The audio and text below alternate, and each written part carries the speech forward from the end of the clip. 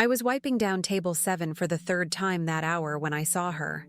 This tiny girl, maybe 4 years old, standing by the hostess stand with tears streaming down her face. My shift at Marcello's had been brutal. 3 doubles in a row, my feet were screaming, and I still had 4 hours to go. But something about the way she was clutching that stuffed rabbit made my heart stop. "Hey, sweetie," I said, crouching down to her level. "Are you okay?"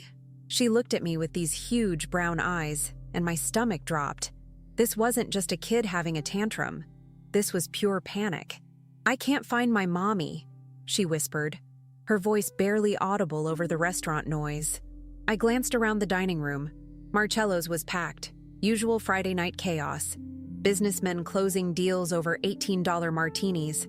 Couples on first dates trying too hard. Tourists Instagramming their truffle risotto. Nobody seemed to be frantically searching for a missing child. "Okay, honey, it's going to be okay," I told her, even though my own heart was racing. "What's your name?" "Sophia." "That's a beautiful name." "I'm Emma. Can you tell me what your mommy looks like?" Sophia's chin trembled. She has brown hair, and she was wearing a pretty dress. Right. Because that narrowed it down in a restaurant full of well-dressed women. I stood up and caught Marcus's eye. He was the manager on duty, and thankfully, he wasn't a complete asshole like most of the management at Marcello's. "Marcus, we've got a situation," I said quietly, gesturing to Sophia. His face went pale. Lost kids were a nightmare for restaurants. Liability, bad press, the works. But to his credit, he immediately started making announcements while I stayed with Sophia. "Would you like to sit down?" I asked her, pulling out a chair at the empty booth in the corner, the one we kept for staff breaks. "Have you had dinner?" She shook her head, still crying softly. My manager brain said I shouldn't give away free food. My student loan debt said I couldn't afford to lose this job. But my human brain said, screw it.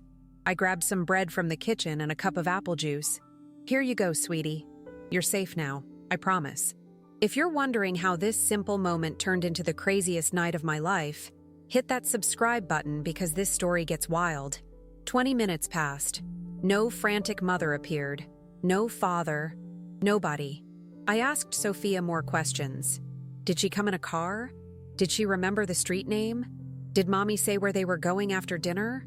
"We were supposed to see the lights," Sophia said between bites of bread. "The tall building with all the lights. The Empire State Building." Okay, so they were tourists. That explained why nobody in the restaurant seemed to recognize her. Marcus had called the police, and I could see his stress levels climbing. Corporate would crucify him if this went wrong. But I wasn't thinking about corporate. I was thinking about this little girl who kept asking when her mommy was coming back, and the way my own mother used to panic if she lost sight of me in the grocery store for even 30 seconds. "Sophia, do you know your mommy's phone number?" I asked, even though I knew that was a long shot with a 4-year-old. She shook her head. "What about your last name?" "Sophia Chen," she said proudly. Chen, common enough name that it wouldn't help much, but at least it was something. The police arrived, 2 officers who looked barely old enough to vote. They were nice enough to Sophia, asking her the same questions I'd already asked, getting the same non-answers. One of them started filling out paperwork, while the other radioed for child services. That's when Sophia started crying harder.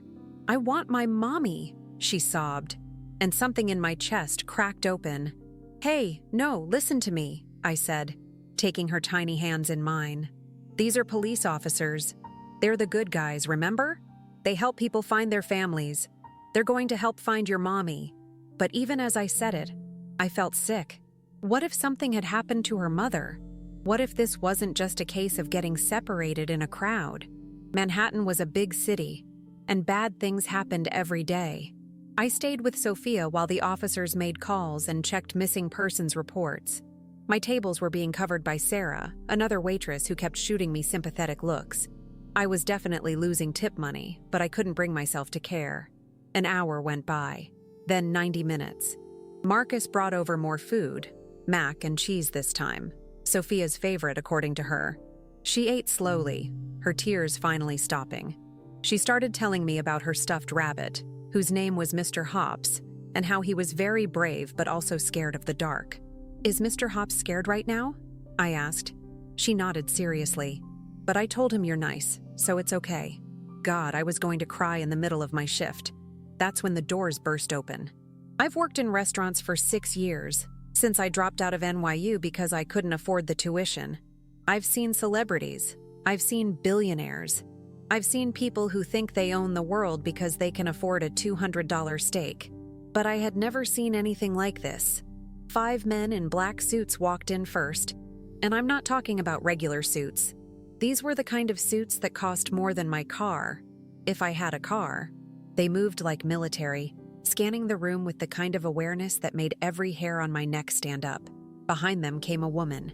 She was probably in her early 30s, wearing a navy dress that screamed money, her hair perfectly styled despite what had clearly been a nightmare couple of hours. But none of that mattered, because the second she saw Sophia, her face crumpled. "Sophia!" she cried out, and Sophia launched herself from the booth. "Mommy, have you ever witnessed a reunion that made you believe in something bigger than yourself? Drop a comment below because I swear, this moment changed something in me." The woman, Sophia's mother, was on her knees, sobbing, holding her daughter like she'd never let go again. The bodyguards maintained their perimeter, but even they looked moved. One of them was blinking suspiciously hard. The police officers stepped forward to ask questions, and that's when I started to piece together what had happened. Sophia's mother, who I later learned was named Dr. Jennifer Chen, had been using the restroom when Sophia, bored and 4 years old, had wandered away to look at the pretty lights outside. By the time Jennifer came back, Sophia was gone. She'd been searching frantically, calling police, having her security team lock down the area. Someone had apparently seen a little girl going into a restaurant 2 blocks away, but they'd checked the wrong one first. 2 hours, Jennifer kept saying, her voice breaking. 2 hours I couldn't find her. I stood there awkwardly, ready to slip back to my tables now that the crisis was over. This was a beautiful reunion, but I had rent to pay and tips to earn. I was literally calculating how much money I'd lost tonight when Jennifer looked up and saw me. "You," she said. "You stayed with her?" Yeah, I said. I couldn't just leave her alone. Jennifer stood up, still holding Sophia's hand, and walked over to me. Up close, I could see how expensive everything about her was. The watch alone probably cost more than my annual salary. But her eyes were red from crying, and there was mascara smudged on her cheek, and she looked like any mother who'd almost lost her child. "Thank you," she said, and the way she said it made my throat tight. "Thank you for keeping her safe. Anyone would have done the same thing," I said, which was probably true, but also definitely not true, because I'd worked in restaurants long enough to know that not everyone gave a damn. "No," Jennifer said firmly. "Not everyone would have. What's your name?" "Emma. Emma Rodriguez." "Emma." She said it like she was memorizing it. "I'm Dr. Jennifer Chen, and I want to give you something for—" "Oh no, that's really not necessary," I interrupted, feeling my face heat up. "I'm just glad Sophia's okay. Please, let me— Honestly, seeing you two together is enough. I'm just happy she's safe." Jennifer looked at me for a long moment, then nodded. "At least let me get your information. I'd like to stay in touch if that's okay." I gave her my number, figuring she'd never actually use it. Rich people said things like that all the time. My years in service had taught me that much. She thanked me again, the bodyguards escorted them out, and suddenly the restaurant felt very quiet and very normal. Marcus walked over, looking relieved. "That could have been so much worse. Good job, Emma." "Thanks." I picked up my order pad. "I should get back to my tables. Take a minute if you need it." But I didn't need a minute. I needed to make money. I needed to pay my phone bill and my credit card and my portion of the rent in the apartment I shared with 2 roommates in Queens. So I went back to table 12 and apologized for the wait and pretended my hands weren't shaking. The rest of my shift was a blur. I kept thinking about Sophia's face when she saw her mother and how tightly they'd held each other. I thought about my own mom, who cleaned houses for a living and still somehow managed to make me feel like the most important person in the world when I was growing up. By the time I got home at midnight, I was dead on my feet. I face-planted onto my bed, fully clothed, and passed out. I woke up Saturday morning to 73 missed calls. My phone had died sometime in the night, and when I plugged it in and it powered back on, it literally wouldn't stop buzzing. Calls from Marcus. Calls from numbers I didn't recognize. Text messages filling up my screen so fast I couldn't read them. "What the hell?" I mumbled, scrolling through the chaos. Then I saw the emails. News outlets. Local reporters. Someone from Good Morning America. My stomach dropped. I opened Twitter. I know, bad habit. And there I was. Trending. Marcello's Angel. Emma Rodriguez. Someone had leaked the story. Or maybe Jennifer had posted something. All I knew was that suddenly, the entire internet knew about the waitress who'd helped the lost little girl. The video had gone viral. Security footage from the restaurant showing me crouching down to talk to Sophia, sitting with her at the booth, holding her hand. Someone had set it to emotional music, and the comments were overwhelming. This is what humanity should look like. Give this woman a raise. Emma Rodriguez is a real one. I was still processing this when someone knocked on my apartment door. Loud, insistent. Emma, there are people outside." That was my roommate, Jessica, and she sounded panicked. I stumbled to the door and looked through the peephole. There were at least a dozen people in our hallway. Reporters. Cameras. I jerked back like I'd been burned. "Do not open that door," Jessica said. "What the hell did you do?" "I helped a kid find her mom." "Well, apparently that makes you a celebrity now because this is insane." My phone rang again. "Marcus," I answered. "Emma, where are you?" "Home. Why?" "Dr. Chen is here, at the restaurant, with her daughter. They're asking for you." "Marcus, it's 10 in the morning. I don't work until 6. "I know, but Emma, she's brought gifts. Like, a lot of gifts. And she wants to see you. The press is already here. This is turning into a thing." I looked down at my pajamas, ratty NYU shirt and shorts with a hole in them. "I can't come right now. I'm not—" She said she'll wait. Of course she would. What happened next is going to blow your mind. Subscribe to follow the rest of this journey because I'm still not sure I believe it myself. I managed to sneak out of my building through the basement exit. Thank God for old New York apartment buildings with multiple ways out. I took the subway to Marcello's, wearing sunglasses and a baseball cap like I was in a witness protection program. The restaurant looked like a media circus. News vans, reporters, crowds of people with their phones out. I texted Marcus from around the corner, and he sent one of the line cooks to bring me in through the kitchen entrance. Inside, the restaurant was closed to regular customers. But there, at the booth where I'd sat with Sophia last night, was Dr. Jennifer Chen, and Sophia, and the 5 bodyguards, and approximately 50 wrapped presents stacked on the surrounding tables. I stopped dead. "What is happening?" Sophia saw me and squealed, "Emma, you came!" She ran over and hugged my legs, and I automatically bent down to hug her back. When I looked up, Jennifer was standing there with tears in her eyes. "I'm sorry," she said. "I know this is overwhelming, but I couldn't stop thinking about what you did, about how you stayed with her, fed her, comforted her. You didn't know who we were. You didn't know if you'd be compensated. You just cared. I mean, yes, but..." I gestured helplessly at the mountain of gifts. "This is too much. It's not enough," Jennifer said firmly. "Emma, do you know who I am?" I shook my head. "I'm a pediatric neurosurgeon at Mount Sinai. I've built my career on taking care of children.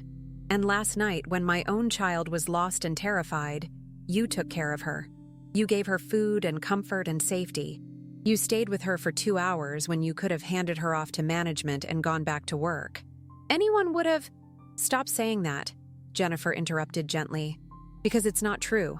I've seen the security footage. I've seen how many people walked past her before you noticed, how many customers ignored her crying.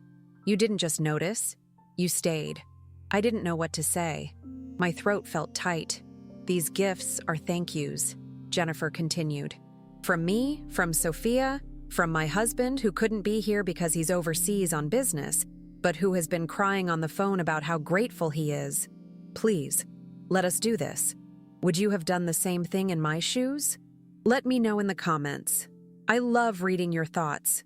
The gifts were insane, like stupidly, impossibly insane.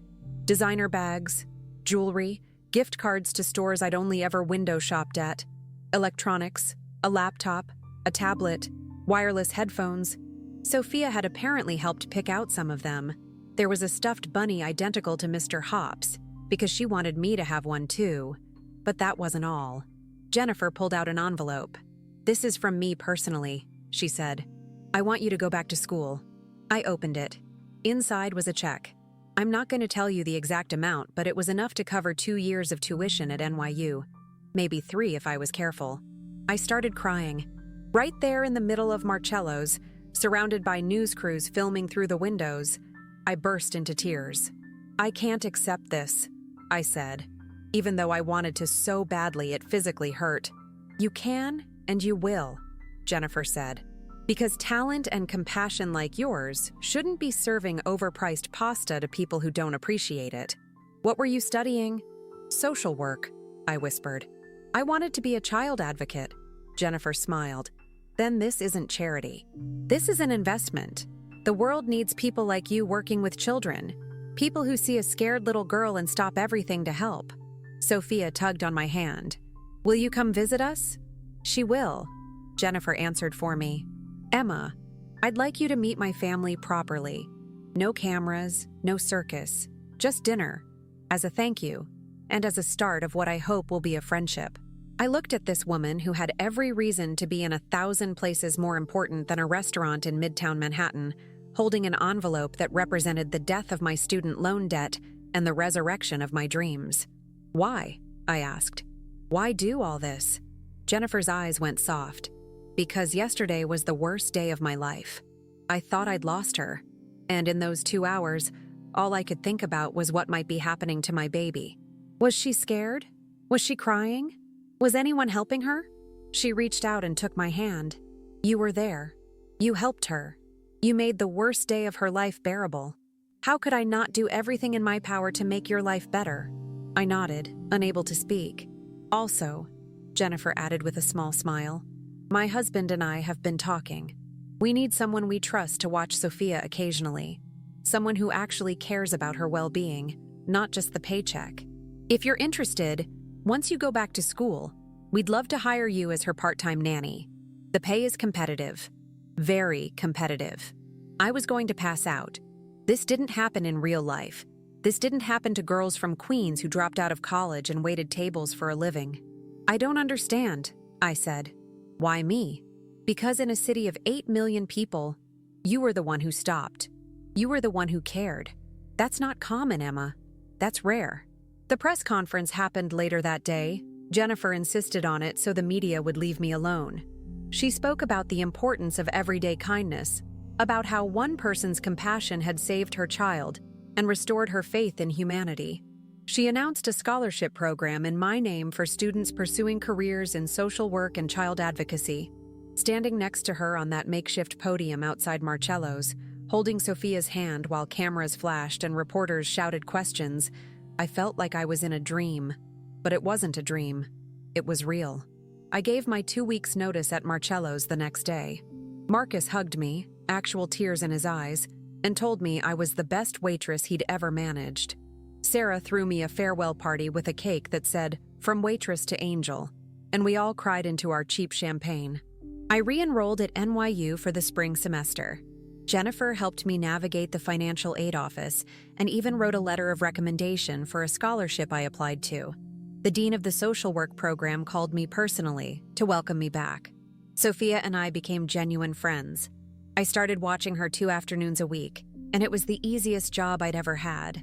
She was smart and funny and sweet. And sometimes when Jennifer came home from a long surgery and saw us reading books together on the couch, she'd get this look on her face like she might cry. "You know what the best part is?" Jennifer told me one evening while Sophia was showing me her new drawing. "She's not scared anymore. After that night, she had nightmares. She was afraid of losing me everywhere we went. But you helped her feel safe. And now she's okay again." That's when I realized what had really happened that night at Marcello's. It wasn't just about being kind. It wasn't just about helping a lost child. It was about the connections we make in the darkest moments. The way one person's compassion can ripple outward and change everything. If this story is touching your heart, share it with someone who needs to hear this, and don't forget to subscribe. 6 months later, I got an A on my first major paper in my child trauma and resilience class. The topic was the impact of stranger kindness on children in crisis situations. I'd interviewed Sophia with Jennifer's permission, and my professor said it was the best work she'd seen in 15 years of teaching. I framed that paper and hung it in my new apartment, the one bedroom I could finally afford thanks to my nanny salary and the money I'd carefully saved from Jennifer's gifts. Sophia came to my housewarming party and immediately claimed the yellow bedroom as hers for when I sleep over. Jennifer gave a toast that night to Emma, who proved that one moment of kindness can change 2 lives forever, mine and my daughter's. But she was wrong about that. It had changed 3 lives. Because that night at Marcello's didn't just save Sophia and give Jennifer her daughter back. It saved me too. It reminded me why I'd wanted to go into social work in the first place. It showed me that compassion isn't weakness, it's strength. It taught me that the small choices we make, the decision to stop when everyone else keeps walking, the choice to care when it's easier not to, those are the choices that define who we are. I graduated 2 years later with honors. Jennifer, her husband David, and Sophia were in the front row, cheering louder than anyone. Sophia held a sign that said, "That's my Emma," with glitter and stickers all over it. The job offers came quickly after that, but I already knew where I wanted to work, the Children's Advocacy Center that Jennifer sat on the board of. They'd been holding a position for me, waiting for me to finish school. My first day, I walked into that building and felt something click into place. This was where I was supposed to be, helping kids who were lost in different ways, who needed someone to sit with them and make them feel safe. I think about that night a lot, about the randomness of it, how Sophia could have wandered into any restaurant, could have been helped by anyone, but she wandered into mine, and I stopped. Sometimes people ask me if I regret dropping out of NYU the first time, if I wish I'd found a way to make it work without losing those years. But honestly, I don't, because those years taught me things no classroom could. They taught me resilience and humility and the value of hard work. They taught me to notice the people everyone else overlooks. And most importantly, they put me in exactly the right place at exactly the right time to meet a scared little girl who needed help. Last week, Sophia turned 7. Her birthday party was at their penthouse apartment overlooking Central Park, the kind of place I used to clean when my mom brought me to work as a kid. But I wasn't there as the help. I was there as family. When Sophia blew out her candles, she made a wish and whispered it to me. I wish that everyone could have an Emma in their life when they need one. I hugged her tight and whispered back, I wished everyone could have a Sophia. Because here's the truth I learned that night and have carried with me every day since. We save each other. In big ways and small ways, in moments of crisis and in quiet acts of everyday kindness, we save each other. I was a waitress who helped a lost kid find her mom, and hours later, she came back with 5 bodyguards and gifts. But the real gift wasn't the money, or the opportunity, or even the second chance at my education. The real gift was the reminder that compassion matters, that showing up matters, that the smallest act of kindness can set off a chain reaction that changes everything. So here I am now, 3 years later, working my dream job, friends with an incredible family, and genuinely happy in a way I didn't know was possible. All because I stopped to help a crying child in a restaurant. If you take anything from my story, let it be this. Stop. Notice. Care.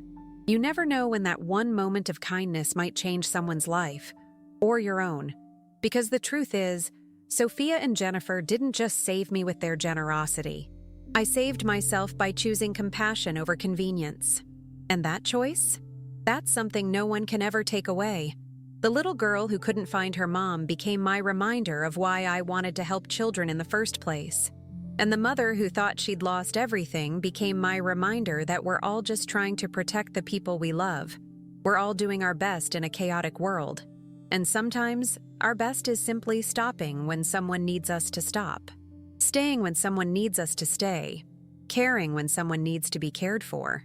I was 23 years old, drowning in debt, working myself to death at a job I hated. And then a 4-year-old girl with a stuffed rabbit changed everything. Not because of what she brought me later, but because of what she reminded me about myself in that moment. I'm Emma Rodriguez.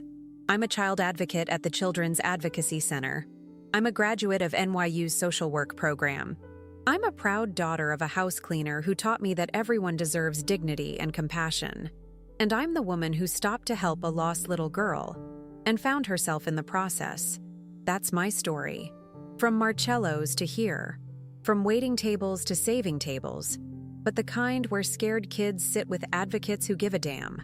What will your story be? When will you choose to stop when everyone else keeps walking? I hope it's soon. I hope it's today. Because someone out there needs your kindness right now.